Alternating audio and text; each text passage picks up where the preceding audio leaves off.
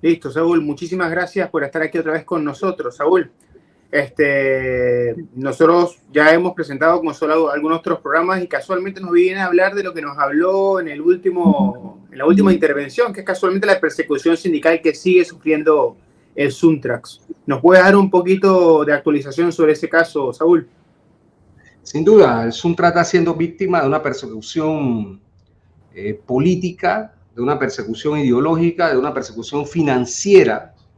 En ese sentido, recordar que el 13 de noviembre fueron cerradas las cuentas que Suntra tenía abiertas por más de 35 años en un banco del Estado que se conoce como Caja de Ahorros, dirigido por un delincuente realmente, de apellido Melillo, que de forma arbitraria, ilegal, inconstitucional, dio la orden de cierre, pero además de eso filtraron la información a la prensa, en este caso La Estrella de Panamá, un periódico de la localidad, donde titularon, entre otras cosas, que se habían cerrado las cuentas por movimientos de terrorismo. Con esto, obviamente, lo que tenemos es una forma de persecución mediática por un lado, jurídica por otro, y también administrativa. Y como reitero, arbitrario, porque se viola los convenios de libertad sindical 87 y 98 que dan autonomía plena a los sindicatos para administrar sus fondos. Se viola el Código de Trabajo que establece que los fondos de las organizaciones sindicales deben estar en la banca, y en realidad el Ministerio de Trabajo, que es el ente regulador, digámoslo de esta forma, de los sindicatos, aunque el término no es correcto, porque los sindicatos son autónomos, pero es el Ministerio de Trabajo el encargado de velar por el cumplimiento del Código de Trabajo, se ha negado de forma reiterada a obligar a los bancos a abrir las cuentas. Esta es una operación que nació desde la Presidencia de la República, que hemos responsabilizado a Laurentino Cortizo en primera instancia, pero el brazo ejecutor de esta situación fue Gabriel Carrizo, que fue el gestor. Recordemos que este individuo no solo fue vicepresidente de la República, sigue siendo hasta el 1 de julio, sino también fue ministro de la Presidencia. La UAF, que es la Unidad de Análisis Financiero, es una entidad creada para analizar los movimientos financieros en las cuentas bancarias. Esta unidad, después del 13 de noviembre, el 6 de enero de este año 24, fue que presentó de forma también amarilla e ilegal una denuncia ante la Procuraduría General de la Nación, y ahí se abrió un expediente por blanqueo de capitales que hasta ahora obviamente no puede probar ni fiscales, ni la UAS, ni el gobierno que los recursos de Suntra no sean legítimos, que provengan de la cuota sindical que pagamos los miembros de Suntra a la organización. No obstante, esta operación de guerra de nueva generación se combinó para generar el problema que Suntra tiene. Hoy precisamente se cumplen 7 meses del cierre de las cuentas en Panamá. A nuestro entender no hay precedente en torno a esta actuación. Como mencioné, la UAF, que es la Unidad de Análisis Financiero, esta entidad podrida que no sirve para nada, simplemente en los casos de corrupción de alto perfil de funcionarios públicos y de empresarios, no hay cierres de cuenta, no hay, por ejemplo, persecución en torno a cierres de cuenta individual, como también ocurrió con miembros de la Junta Directiva de Suntra por esta entidad bancaria, la Caja de Ahorro. Y naturalmente, frente al tráfico de droga, tráfico de armas, tráfico de seres humanos, también pasa plata al sistema bancario podrido este que tenemos nosotros, y que por eso está en las listas negras de la GAFI. Naturalmente todo esto ocurre y toda esa plata se lava en el sistema financiero, y ahí no existe autoridad ninguna, ni Ministerio Público, ni UAF, ni Superintendencia de Banco, ni nada parecido. Pero en el caso de Suntra se da esta situación producto de que Suntra junto al pueblo el año pasado, en octubre y noviembre, emprendieron la lucha patriótica contra un contrato minero vendepatria que después fue declarado inconstitucional, que violaba 25 artículos de la Constitución, y frente a esa derrota de los vendepatrias del gobierno y la empresa privada, naturalmente hemos visto pues esta forma de persecución. A ello se suma, como dije, persecución judicial, el proceso que está abierto todavía de blanqueo de capitales, y otras que se presentaron denuncias penales contra dirigentes de Suntra, entre esos el que está hablando. También hemos estado enfrentando este problema. Cabe resaltar en el desarrollo de esta, y con esto te paso, Hugo, la palabra, cabe resaltar que ayer escuché las palabras del señor José Raúl Mulino, presidente electo del país, al referirse a la gesta patriótica que desarrolló este pueblo como secuestro. Es decir, estos individuos, unos y otros, naturalmente quieren desconocer un hecho histórico, que es una lucha patriótica enfrentada a los vendepatrias. Y los vendepatrias lo que pretenden es tratar de crear su narrativa en torno a un problema que el país vivió producto de esa acción vendepatria a la oligarquía. Y estos gobiernos vendepatrias, como el del señor Mulino, que no ha tomado posesión, pero que tiene la osadía de llamar secuestro del país a un acto de esta naturaleza que el mundo conoció, naturalmente da muestra del tipo de gente que llega a los poderes del Estado y que lo que pretenden es seguir saqueando a la nación y seguir sometiendo al pueblo panameño. En consecuencia, debo repudiar esas palabras del señor Mulino al referirse a la gesta patriótica de noviembre y octubre del año 2024 para derrotar a los vendepatrias. Y eso de abrir y cerrar la mina, que es la consigna con la que él pretende reabrir la mina, pues debe tener claro que enfrentará a un pueblo frente a una pretensión como esa, que obviamente es una pretensión vendepatria frente a la voluntad soberana del pueblo que derrotó el contrato minero el año pasado.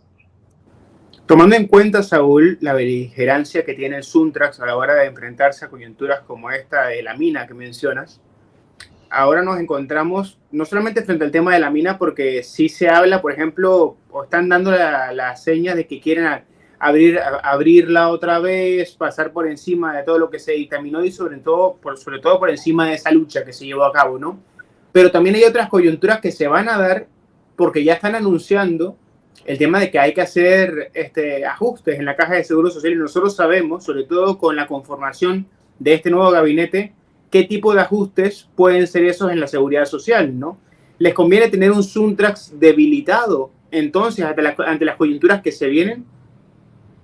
Fíjate, lo que ellos quisieran, la oligarquía corrupta panameña, junto a su partidocracia y sus gobiernos, quisieran eliminar el Suntrax. Eso es lo que ellos persiguen en realidad, no disminuirlo solamente, sino tratar de eliminarlo.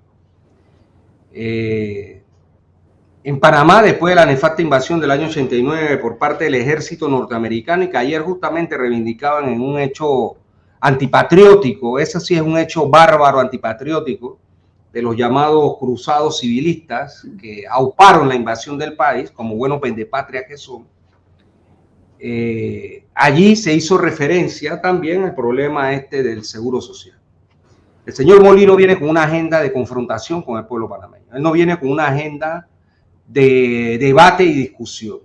Él está hablando de consensos mínimos con la partidocracia corrupta y con los falsos independientes que se presentan como tales, pero que al fin y al cabo representan los mismos intereses que representa Molino, que son lo de la implementación de un modelo fracasado, que es el modelo político, económico, social y cultural neoliberal, que en Panamá se impuso con fuerza a partir de ese gobierno nefasto post-invasión, y que todos los 8 o 7 gobiernos hasta ahora, y lo que ha dicho el propio Mulino, que va a ser su gobierno, es la continuidad de esta política perversa. Y digo fracasada porque es la que ubica a Panamá en el 4º lugar del mundo donde hay peor distribución de riqueza y mayor inequidades, pero además de eso vemos un sistema de salud público cada vez peor, igual que un sistema de educación pública cada vez peor, el acceso a los derechos fundamentales como el agua potable, que no llega a todos, y la onda es la privatización del agua y la onda es la reforma paramétrica, y además de eso, la onda de imposición. O sea, la característica del señor Mulino es que él cree que él es el dueño de este país. Él no ha llegado a la presidencia, pero el concepto que él desarrolla en su cabeza junto a los medios de comunicación y esta oligarquía que está en todo el gabinete, es naturalmente que ellos llegaron ahí para imponer su voluntad. Pues bueno, él debe tener claro que él no es dueño de este país. Él debe tener claro que en este país vive más de 4.2 millones de personas y que nadie le ha entregado este país a él como dueño único. Y como él no es dueño de este país, él va a tener que entender por las buenas o por la forma que él quiera entenderlo, que aquí no van a poder imponer las medidas que se les dé la gana para seguir agobiando aún más la existencia de la población. Reformas paramétricas son inaceptables, como se ha dicho desde siempre. Ya esas reformas han sido obviamente probadas y lo que han representado para el que trabaja es negación de las prestaciones de la parte de la seguridad social que brinda la Caja del Seguro Social, y naturalmente eso no es salida.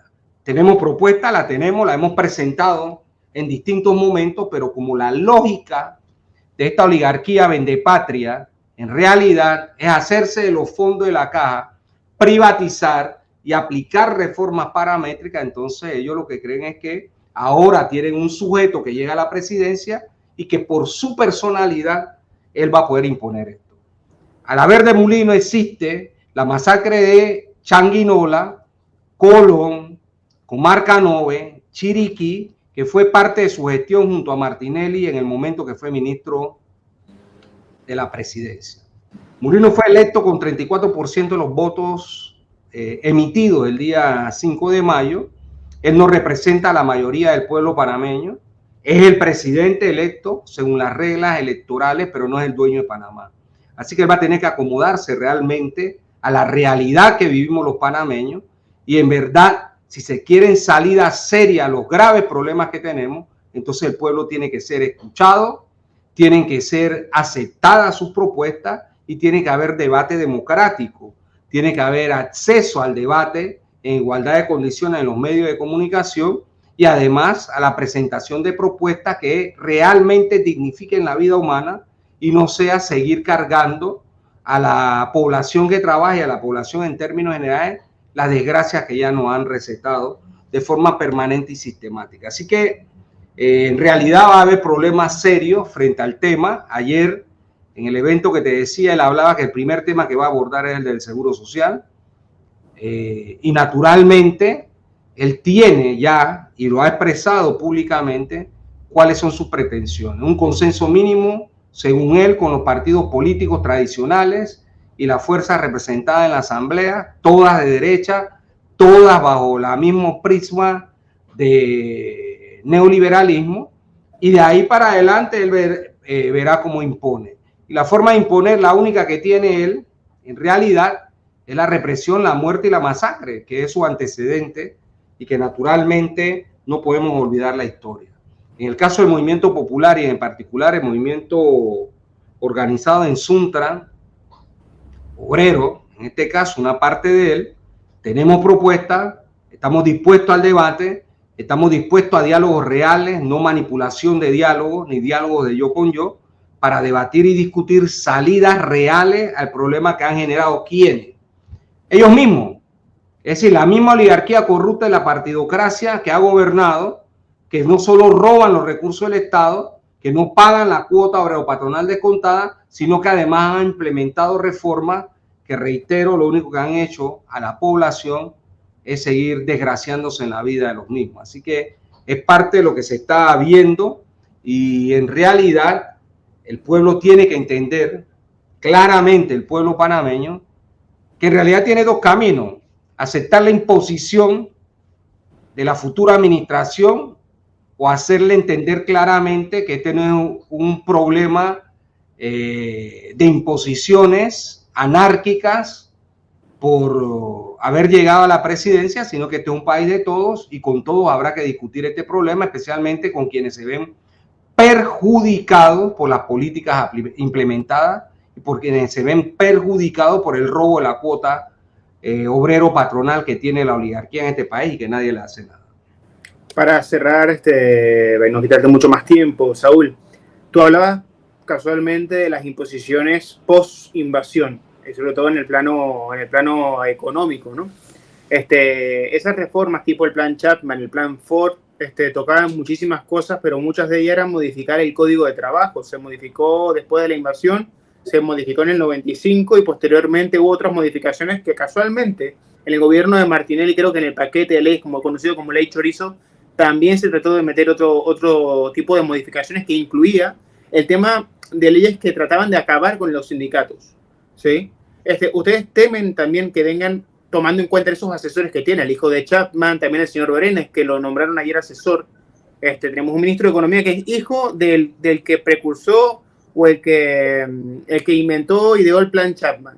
Y también tenemos a Roberto Brenes, que es un libertario de la Fundación Libertad, ¿sí?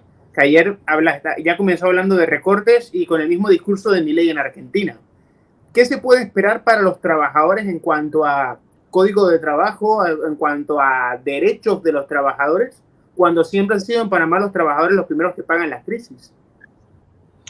Bueno, mira, Felipe Chapman, hijo, que es el actual ministro nombrado, que entra en ejercicio de sus funciones el 1 de julio, es un representante legítimo de las políticas económicas neoliberales. Eso no cabe la menor duda. Y en realidad, el plan de gobierno que está obligado, apenas toma posesión del gobierno 30 días después, 90 días después, debe presentar un plan de gobierno al país, porque en campaña nadie conoció plan de gobierno de estos señores que llegan a la presidencia ahora a través de su partido RM y a través de quien hoy es electo presidente de la República. En realidad, en blanco y negro sus pretensiones. Pero las declaraciones que se vienen dando, especialmente por el señor Mulino, van marcando la cancha en función de qué es lo que él en el fondo quiere. Él ha dicho que su gobierno es 100% empresa privada, por ejemplo, como lo dijo Billy Ford en el gobierno de Guillermo Endara, y todo su gabinete es como 1903, es la oligarquía convocada a gobernar en los puestos, es decir, el 95%. Él se reivindica, ya dije, como miembro de la Cruzada Civilista, como se ha manifestado, que fue un movimiento oligárquico frente a la confrontación de los bandos oligárquicos, uno con los militares, otro entre la oligarquía desplazada en el 68 por el golpe de Estado, enfrentados el dirimente los gringos, como siempre, ¿no? Como desde 1903 ocurrió en Panamá, con la separación de Colombia. También ha manifestado elementos concretos, porque como que bueno, son medidas difíciles, es lo que dice Mulino en sus intervenciones, pero no habla claramente, no, es paramétrica, por ejemplo, aumento de jubilación y demás, porque él sabe claramente que eso va a ser un problema en este país. Ayer lo decía, que él sabe que le tocan problemas difíciles, que recen por él, etcétera, y se combinan todas estas cosas en función de los aspectos culturales y religiosos. Recen por mí, porque hay que rezar por él, si se supone que llegó a la presidencia a representar los intereses de todos, por un lado. Entonces lo que se vislumbra en realidad es la continuación del modelo económico, político, social y cultural que se ha impuesto en el país. Mulino es un hombre de derecha pura y dura, no es un oligarca, lo cual no significa que tenga quizás acumulado algún recurso, pero no es un oligarca, es decir, no es de la oligarquía rancia, pero es un hombre de la oligarquía y de los gringos. Entonces, en realidad, lo que se vienen son medidas realmente duras contra la población. Y aquí hay que lamentar el hecho de que, en efecto, esta tragicomedia del pueblo panameño se repite una y otra vez. Este es el octavo, la persona escogida para ser presidente en 35 años después de la invasión, y cada uno que se ha sentado en el solio presidencial en ese periodo, en estos últimos 35 años, ha llegado para gobernar para los intereses de los que más tienen. Es decir, de esa oligarquía vendepatria corrupta, que es la que se beneficia de todo esto, vendepatria porque además entregan los recursos y todo al capital transnacional para hacer negocios, y todos estos problemas son parte de la situación que vamos a ver después del 1 de julio. Entonces, bueno, llegará el despertar del pueblo frente a esta realidad, ver cómo una vez más se le engañó, ver cómo una vez más eligió a su propio verdugo, y ver entonces cómo es que se va a desarrollar toda esta historia, de la cual pues el señor Mulino pide es que la Cámara de Comercio, que los empresarios lo apoyen, porque pareciera que eso fue lo que lo eligieron a él. No el pueblo o parte del pueblo que lo eligió a él, sino justamente el poder económico que tienen la misma visión. Entonces, todo esto es propio de poder ser analizado y de poder ser debatido en el campo de las ideas en función de ese modelo de continuidad, de neoliberalismo, de derecha, de ultraderecha, ¿verdad? De fascismo, que se encuentran rasgos de todos estos elementos mencionados desde el punto de vista político en el gobierno y en las personalidades que tú has mencionado. Los libertarios son ultra. Y hay un grupo de ellos que en efecto están allí.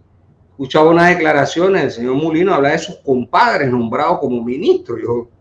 Es decir, aquí ya no hay vergüenza en realidad de la forma de cómo se dicen las cosas y de la forma como el país se va enterando que ministros son compadres del señor Mulino.